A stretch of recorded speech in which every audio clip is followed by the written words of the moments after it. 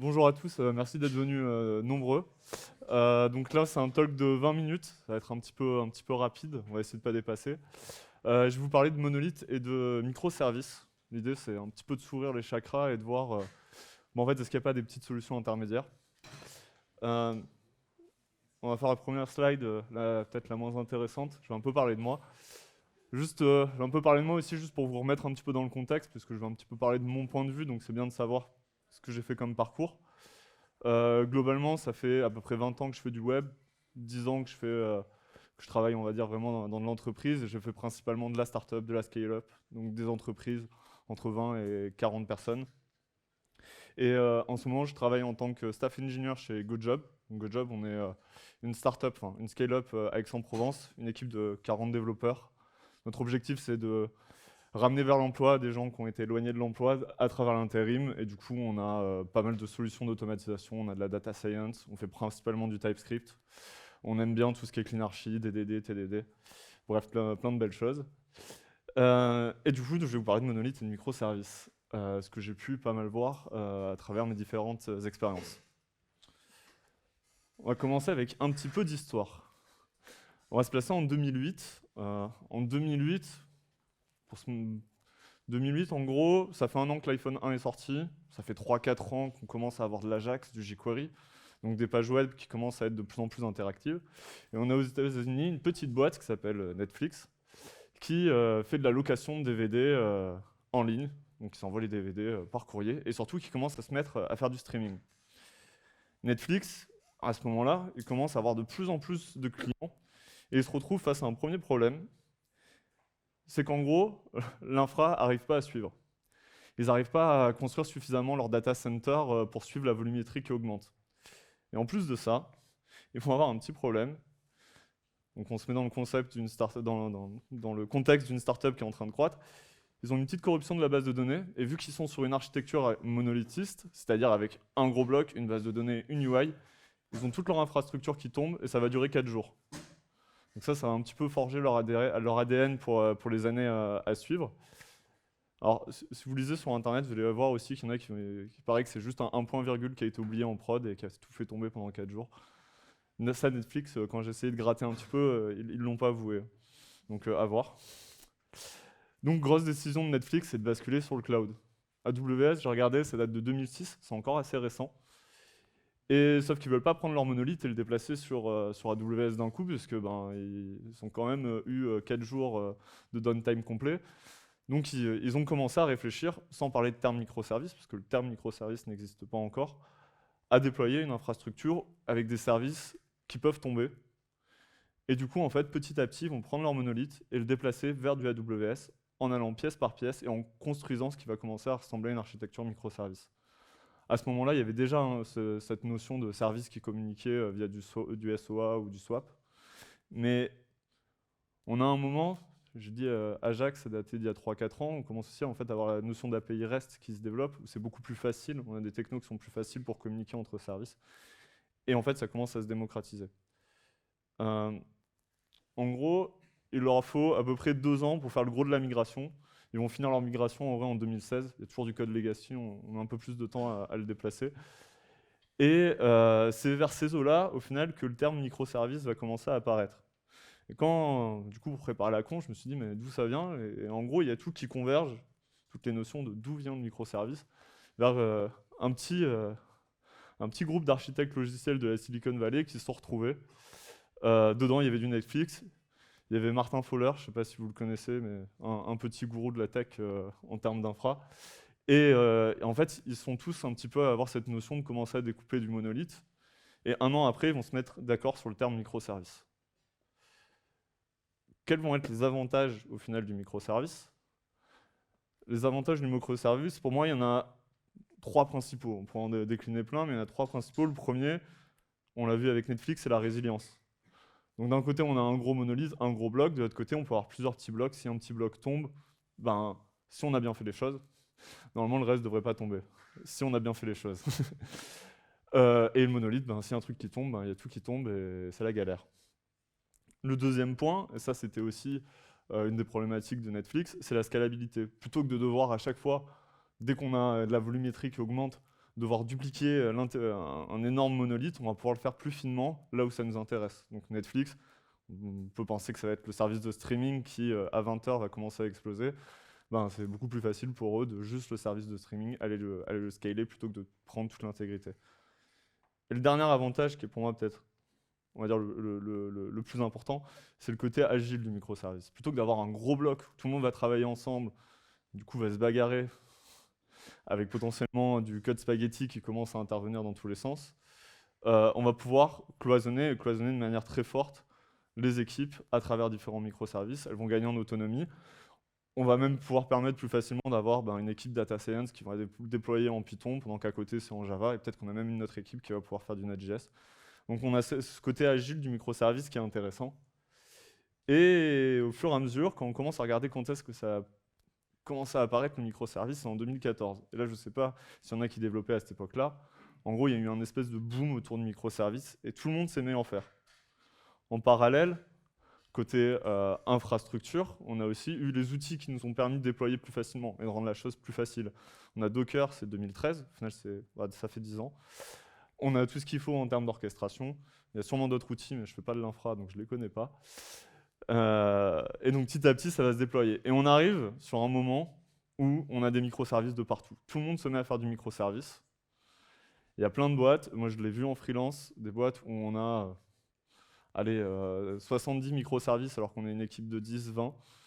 Ça commence vraiment à se démocratiser, à se voir de plus en plus. Et on se retrouve, alors c'est mon point de vue, les années elles sont approximatives, mais depuis 4-5 ans, à se dire stop avec les microservices, on arrête tout, on revient au monolithe. Ben, tout simplement pourquoi, et ça on l'apprend dès les études, un système distribué, c'est galère à mettre en place. À monitorer, c'est galère. Quand il faut gérer multiples versions, c'est galère. Et si on n'a pas une équipe dédiée pour maintenir tout ça, ben, ça ne marche pas. Et en startup, ben, au début, c'est un petit peu l'enfer. On a aussi du coup l'effet de mode où on essaye de vouloir découper, faire une infra ultra complexe. Ça, je l'ai beaucoup vu en freelance aussi. Et plus récemment, je ne sais pas si vous avez vu apparaître un petit article de Prime Video qui date d'il y a 1 ou 2 mois. Prime Video, qui du coup sur AWS, c'est Amazon, vient d'expliquer qu'ils sont passés de microservices au monolithe pour réduire leur coût de 90%. Donc au final, cette promesse de se dire on va pouvoir scaler et ajuster nos coûts, ben, en fait c'est assez simple, tu as 100 microservices, du coup un minimum de 200 réplicables parce que tu veux au moins 2 par service. Ben, chaque service, il y a un minimum de CPU, un minimum de RAM, donc il faut payer l'addition. Il vaut mieux avoir un gros monolithe, ça coûte moins cher que d'avoir 200 microservices. Du coup, je parlais de solutions intermédiaires. Pour moi, de ce que j'ai pu voir, c'est qu'en fait, on a souvent une vision assez binaire. Soit on va faire du monolithe, soit on va faire du microservice. Donc là, ce que je vous propose, c'est de passer de 1 à 3 dimensions. C'est d'arrêter de se dire, soit on coupe tout, soit on coupe tout. Et du coup, je vous propose, j'avais pas anticipé la phrase, hein. Je vous propose de voir la chose sous 3 axes. L'infrastructure, le code applicatif et la code base. Quand je parle de code base, je parlais de repository avec tout ce qui va derrière, la CI/CD, etc. Et quand on a un monolithe ou quand on a un gros bloc, on se dit tiens, je veux faire un nouveau service. Pour moi, il faut penser à ces 3 axes. On n'est pas obligé de tout couper, on peut couper des sous-parties. Premièrement, l'infrastructure. Donc là, je vais vous proposer des solutions alternatives, elles sont très bêtes, il n'y a aucun effet waouh, mais c'est juste, en fait, c'est juste avant de basculer sur le microservice, de lever un peu la tête et de se dire, est-ce qu'il n'y a pas une solution plus simple? Pour moi, au niveau de l'infrastructure, quand on a envie de couper, c'est soit la problématique de résilience, comme on l'a vu avec Netflix, soit potentiellement pour des problématiques de coût.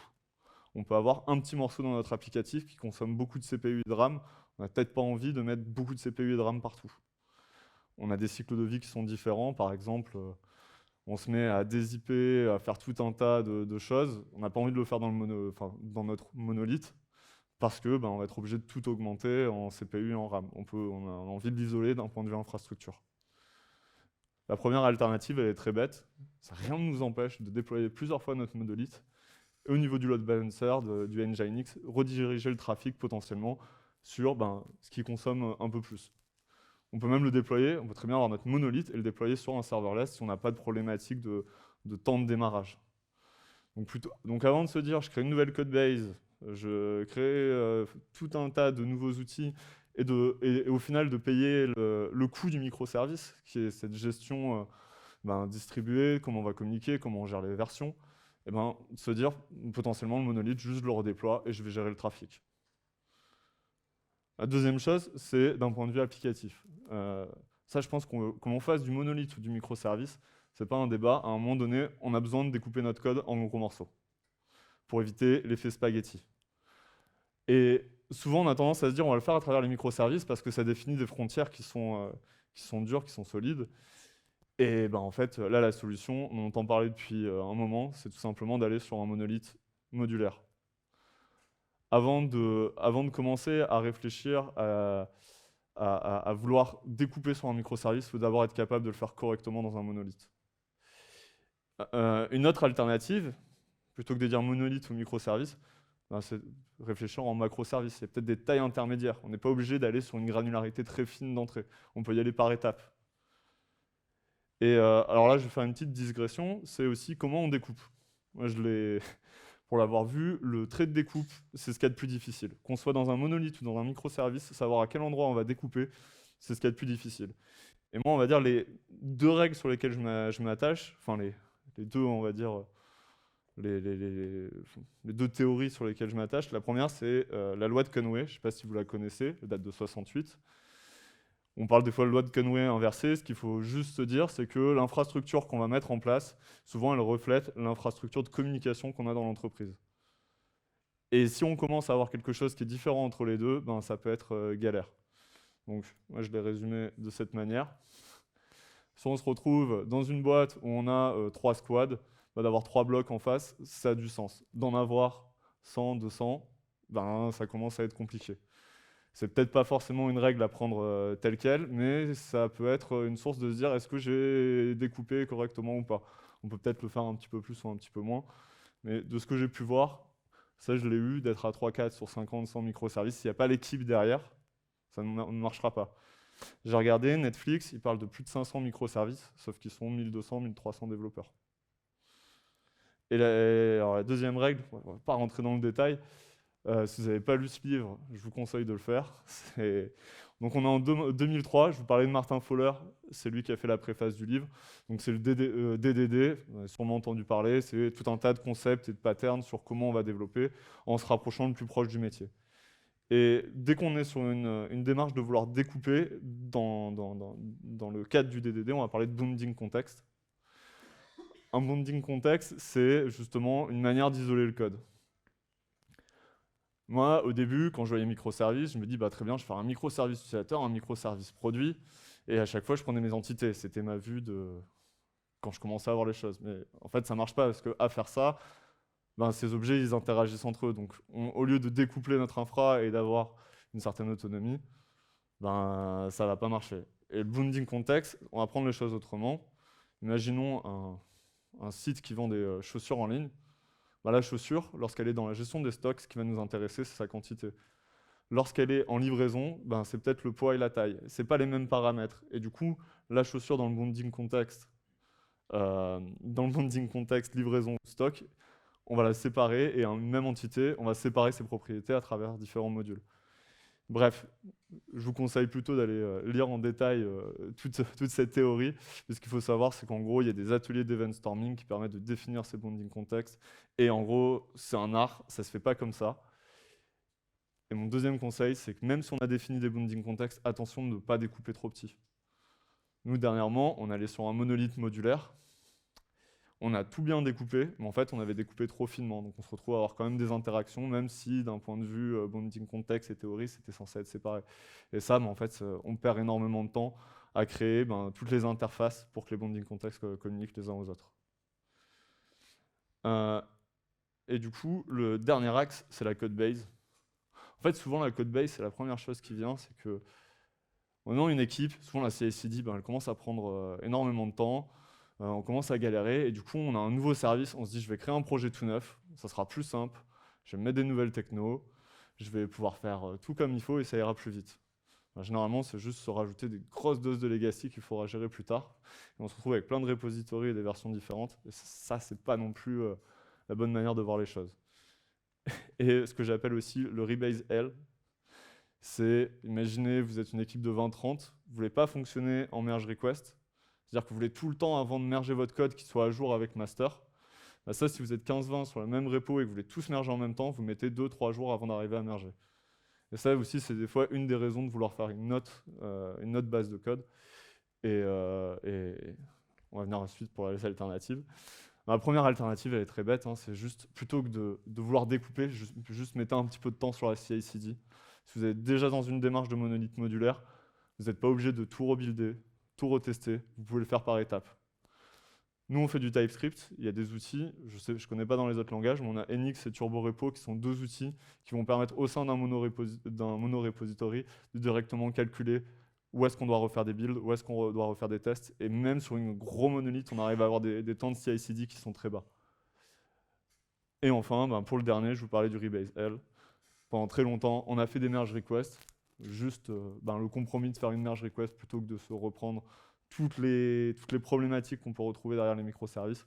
Ça vaut peut-être le coup juste de se dire que de temps en temps, sur la master, ça peut casser, c'est pas grave, on roll back, donc ça part pas en prod, on est OK. Pour finir et pour conclure, l'idée, c'est surtout de se dire, on va essayer de réfléchir avant d'aller tout direct sur un nouveau microservice. Et nous, ce qu'on fait chez GoJob, c'est que dès qu'on a une démarche, quelque chose de nouveau à créer, on va passer par un ADR. Un ADR, en fait, ça va être une démarche de se dire, voilà mon problème, voilà quels sont les éléments qui vont m'aider à prendre ma décision, et voilà les différentes solutions, et d'en parler avec le reste des équipes, et de le mettre. Juste le simple fait de faire cette démarche, ça permet de prendre des meilleures décisions. Et notamment, la problématique des microservices, on l'adresse pas mal comme ça, en se disant, est-ce que c'est vraiment nécessaire ? Est-ce que d'un point de vue infrastructure, on ne peut pas faire différemment? Est-ce que d'un point de vue repository, on ne peut pas faire différemment? Etc. etc. C'est tout pour moi. Et si vous avez des questions, il nous reste 2 minutes.